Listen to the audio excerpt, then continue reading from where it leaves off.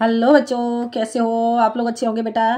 बेटा आज मैं आपके लिए लेकर के आई हूँ यूपी बोर्ड 12th क्लास के लिए ध्रुव यात्रा कहानी का सारांश। ठीक है, जो जैनेन्द्र कुमार कृत है। तो जान लेते हैं बेटा हम ध्रुव यात्रा कहानी का सारांश जो कथा साहित्य से संग्रहित है। ठीक है बेटा, तो देखते हैं ध्रुव यात्रा कहानी का सारांश। ध्रुव यात्रा एक मनोवैज्ञानिक और मार्मिक कहानी है। ध्रुव यात्रा एक मनोवैज्ञानिक और मार्मिक कहानी है। इस कहानी के माध्यम से लेखक ने मानवीय संवेदना को मनोवैज्ञानिक तथा दार्शनिक दृष्टिकोण से समन्वित करके एक नई विचारधारा को जन्म दिया है। इस कहानी का प्रत्येक पात्र कर्तव्य निष्ठा एवं नैतिकता के प्रति सचेत दिखाई देता है। आगे समझ में एक बार फिर से देख लेते हैं। ध्रुव यात्रा एक मनोवैज्ञानिक और मार्मिक कहानी है। इस कहानी के माध्यम से लेखक ने मानवीय संवेदना को वैज्ञानिक तथा दार्शनिक दृष्टिकोण से समन्वित करके एक नई विचारधारा को जन्म दिया है। इस कहानी का प्रत्येक पात्र कर्तव्य निष्ठा एवं नैतिकता के प्रति सचेत दिखाई देता है। हो गया क्लियर? समझ आ गया? आगे देखते हैं।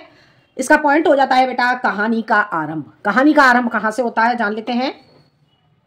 कहानी का नायक राजा रिपुदमन बहादुर है। कहानी का नायक राजा रिपुदमन बहादुर है, जिसने उत्तरी ध्रुव की यात्रा कर विजय प्राप्त की है। यह बहादुर और सम्मानित व्यक्ति है, लेकिन लौटते समय उसके मन में बेचैनी है, खालीपन और थकावट है। समाचार पत्रों में उसके साहस को महान यात्रा कहकर सराहा जा रहा है, लेकिन नायक स्वयं अपनी इस यात्रा को कोई महत्व नहीं देता है। उसके अंदर एक गहरी पीड़ा है, जैसे वह बाहरी दुनिया में विजयी होकर भी पराजित हो चुका है। आगे बेटा समझ में एक बार फिर से देख लेते हैं हम इस पॉइंट को। कहानी का नायक राजा रिपुदमन बहादुर है, जिसने उत्तरी ध्रुव की यात्रा कर विजय प्राप्त की है। यह बहादुर और सम्मानित व्यक्ति है, लेकिन लौटते समय उसके मन में बेचैनी है, खालीपन और थकावट है। समाचार पत्रों में उसके साहस को महान यात्रा कहकर सराहा जा रहा है, लेकिन नायक स्वयं अपनी इस यात्रा को कोई महत्व नहीं देता है। उसके अंदर एक गहरी पीड़ा है, जैसे वह बाहरी दुनिया में विजयी होकर भी पराजित हो चुका है। हो गया क्लियर बेटा? समझ आ गया? अब देखते हैं बेटा हम अगला पॉइंट जानते हैं बेटा। देखो, नायक की मानसिक स्थिति, यानी कि जो राजा रिपुदमन है, राजा रिपुदमन की मानसिक स्थिति। या तो इस पॉइंट को ऐसे लिख सकते हो, नायक की मानसिक स्थिति, या फिर लिख सकते हो रिपुदमन की मानसिक स्थिति। ठीक है, आगे समझ में। क्योंकि इस ध्रुव यात्रा कहानी में तुम्हारे कितने पात्र हो जाते हैं? इस ध्रुव यात्रा कहानी में बेटा 3 पात्र होते हैं। ठीक है, एक उर्मिला, राजा रिपुदमन, और एक हो जाता है आचार्य मारुति। ठीक है बेटा, तो देखते हैं आगे। राजा नायक की मानसिक स्थिति। उत्तरी ध्रुव से लौटने के बाद रिपुदमन के मन में कई प्रश्न उठते हैं। उत्तरी ध्रुव से लौटने के बाद रिपुदमन के मन में कई प्रश्न उठते हैं कि उसने यह यात्रा क्यों की। वह वास्तव में क्या खोज रहा था? क्या वह अपने जीवन से संतुष्ट है? बाहरी सफलता के बावजूद वह स्वयं को अपूर्ण, अस्थिर और असंतुष्ट महसूस करता है। उसके भीतर कुछ ऐसा है जो उसे चैन नहीं लेने देता है। हो गया क्लियर बेटा? समझ आ गया? एक बार फिर से देख लेते हैं। उत्तरी ध्रुव से लौटने के बाद रिपुदमन के मन में कई प्रश्न उठते हैं कि उसने यह यात्रा क्यों की। वह वास्तव में क्या खोज रहा था? क्या वह अपने जीवन से संतुष्ट है? बाहरी सफलता के बावजूद वह स्वयं को अपूर्ण, अस्थिर और असंतुष्ट महसूस करता है। उसके भीतर कुछ ऐसा है जो उसे चैन नहीं लेने देता है। हो गया क्लियर बेटा? समझ आ गया? अब देखते हैं बेटा हम अगला क्वेश्चन। उर्मिला से संबंध। कहानी में उर्मिला रिपुदमन की प्रेमिका है। वह रिपुदमन के एक बच्चे को भी जन्म देती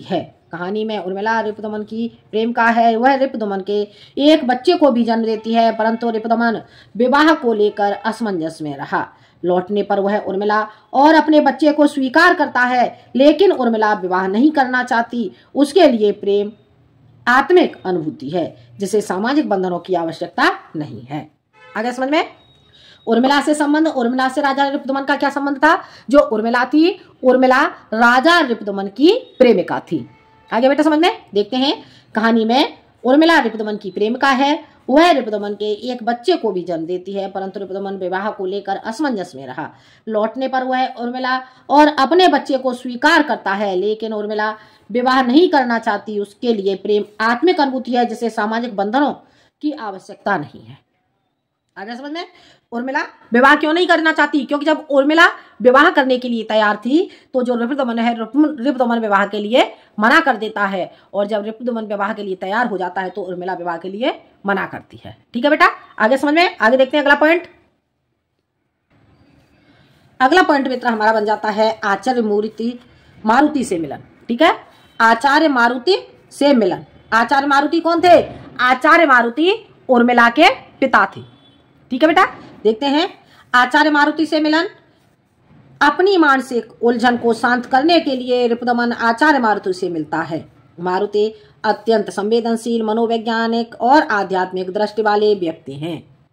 उनके विचारों से रिपुदमन पर गहरा प्रभाव पड़ता है। मारुति बताते हैं कि जो चीज व्यक्ति के मन में सबसे गहरी होती है वही उसके जीवन का सच्चा ध्रुव है। आगे बेटा समझ में? एक बार फिर से देख लो। आचार्य मारुति से मिलन अपनी मानसिक उलझन को दूर करने के लिए, अपनी मानसिक उलझन को दूर करने के लिए रिपुदमन आचार्य मारुति से मिलता है। मारुति अत्यंत संवेदनशील, मनोवैज्ञानिक और आध्यात्मिक दृष्टि वाले व्यक्ति हैं। उनके विचारों से रिपुदमन पर गहरा प्रभाव पड़ता है। मारुति बताते हैं कि जो चीज व्यक्ति के मन में सबसे गहरी होती है वही उसके जीवन का सच्चा ध्रुव है। आगे बेटा समझ में? देखते हैं अगला पॉइंट। रिपुदमन द्वारा लक्ष्य प्राप्ति हेतु उर्मिला का त्याग। रिपुदमन हेतु लक्ष्य प्राप्ति हेतु उर्मिला का त्याग। रिपुदमन अपनी प्रेयसी उर्मिला के साथ रहना चाहता है। रिपुदमन अपनी प्रेयसी उर्मिला के साथ रहना चाहता है, परंतु उर्मिला को यह स्वीकार नहीं था। वह नहीं चाहती थी कि रिपुदमन उसके प्रेम के कारण अपने लक्ष्य से भटक जाए, इसलिए उर्मिला ने रिपुदमन के लिए अपने प्रेम का त्याग कर दिया। आगे समझ में? देखते हैं फिर से एक बार इसे समझ लेते हैं। रिपुदमन द्वारा लक्ष्य प्राप्ति हेतु उर्मिला का त्याग। ठीक है, यानी कि रिपुदमन के लक्ष्य प्राप्ति के लिए जो उर्मिला है, उर्मिला रिपुदमन का त्याग कर देती है। आगे समझ में? क्योंकि वह रिपुदमन के लक्ष्य प्राप्ति में बाधा नहीं बनना चाहती। देखते हैं, रिपुदमन अपनी प्रेयसी उर्मिला के साथ रहना चाहता था, परंतु उर्मिला को वह स्वीकार नहीं था। वह नहीं चाहती थी कि रिपुदमन उसके प्रेम के कारण अपने लक्ष्य से भटक जाए, इसलिए उर्मिला ने रिपुदमन के लिए अपने प्रेम का त्याग कर दिया। हो गया क्लियर? समझ आ गया? अब देखते हैं बेटा हम अगला पॉइंट। अगला पॉइंट बेटा हमारा क्या बन जाता है? रिपुदमन को लक्ष्य प्राप्ति हेतु प्रेरित करना। रिपुदमन को लक्ष्य प्राप्ति हेतु प्रेरित करना। उर्मिला ने रिपुदमन को हतोत्साहित न होने की प्रेरणा देते हुए अपने लक्ष्य की प्राप्ति के लिए प्रोत्साहित किया। आगे समझ में? उर्मिला ने रिपुदमन को हतोत्साहित न होने की प्रेरणा देते हुए अपने लक्ष्य की प्राप्ति के लिए प्रोत्साहित किया। वह उन्हें समझाते हुए कहती है कि तुम्हें कहीं रुकने के लिए बाध्य नहीं होना चाहिए। तुम्हें कहीं रुकने के लिए बाध्य नहीं होना चाहिए। तुम्हारे अंदर अतुलनीय वेग है। हो गया क्लियर बेटा? समझ आ गया? उर्मिला ने रिपुदमन को हतोत्साहित न होने की प्रेरणा देते हुए अपने लक्ष्य की प्राप्ति के लिए प्रोत्साहित किया। वह उन्हें समझाते हुए कहती है कि तुम्हें कहीं रुकने के लिए बाध्य नहीं होना चाहिए। तुम्हारे अंदर अतुलनीय वेग है। हो गया क्लियर बेटा? समझ आ गया? देखते हैं हम अगला पॉइंट। अगला पॉइंट बेटा हमारा क्या बनता है, जान लेते हैं बेटा हम अगला पॉइंट। ठीक है, देखते हैं। आचार्य मारुति का रहस्य उजागर करना।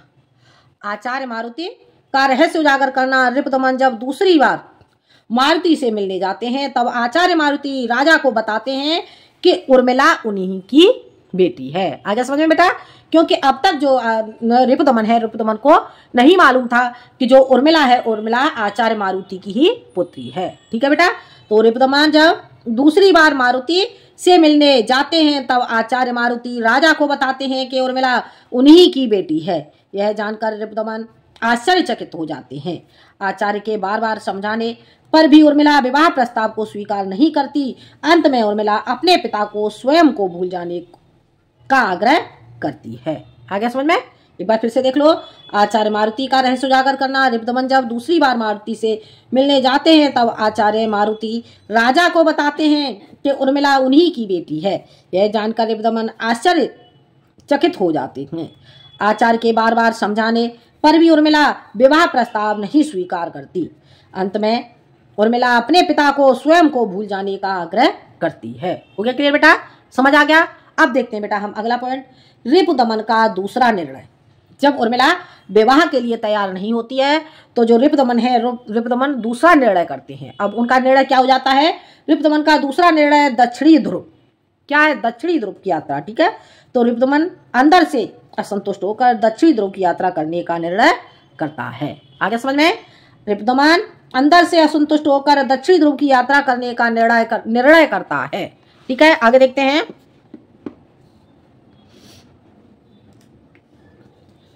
इस खबर से दुनिया के अखबारों में धूम मच गई।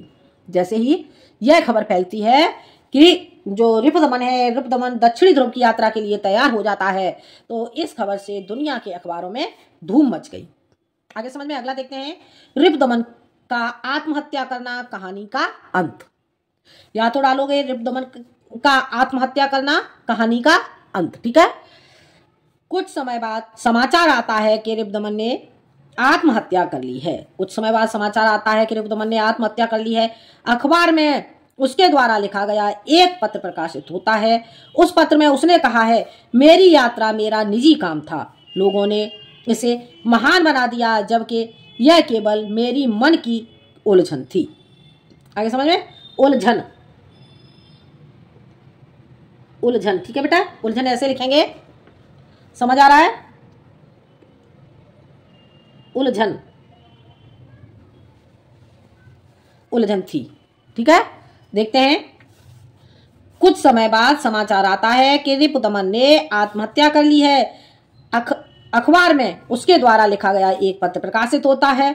उस पत्र में उसने कहा है कि मेरी यात्रा मेरा निजी काम था, लोगों ने इसे महान बना दिया, जबकि यह केवल मेरी मन की उलझन थी। हो गया क्लियर, समझ आ गया। अब बेटा लास्ट में हो जाता है इसका निष्कर्ष। इसका निष्कर्ष क्या निकलता है?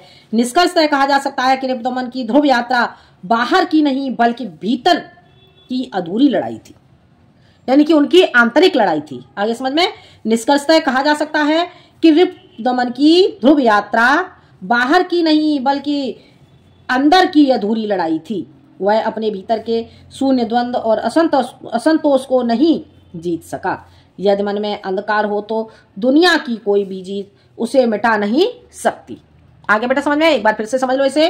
निष्कर्षतः कहा जा सकता है कि रिपुदमन की ध्रुव यात्रा बाहर की नहीं बल्कि भीतर की अधूरी लड़ाई थी। वह अपने भीतर के शून्य द्वंद्व और असंतोष को भी नहीं जीत सका। यदि मन में अंधकार हो तो दुनिया की कोई भी जीत उसे मिटा नहीं सकती। आगे समझ में, तो ये था बेटा आपका ध्रुव यात्रा कहानी का सारांश, जो जैनेंद्र कुमार कृत है। आगे समझ में, तो बेटा वीडियो पसंद आए तो लाइक करें, शेयर करें और सब्सक्राइब करें। मिलते हैं हम अगले वीडियो में एक नए टॉपिक के साथ। जब तक के लिए धन्यवाद।